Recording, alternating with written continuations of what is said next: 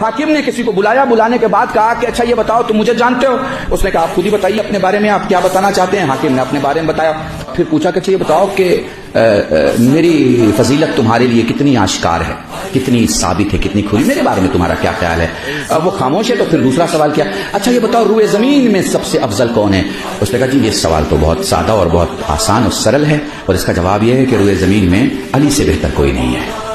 روئے زمین میں بس جو آخری جملہ بولنے جا رہا ہوں نا، اسے سن لینا اپنے زبانوں، تمہیں ہدیہ کر رہا ہوں، پوری توجہ چاہتا ہوں. روئے زمین میں علی سے بہتر کوئی نہیں ہے.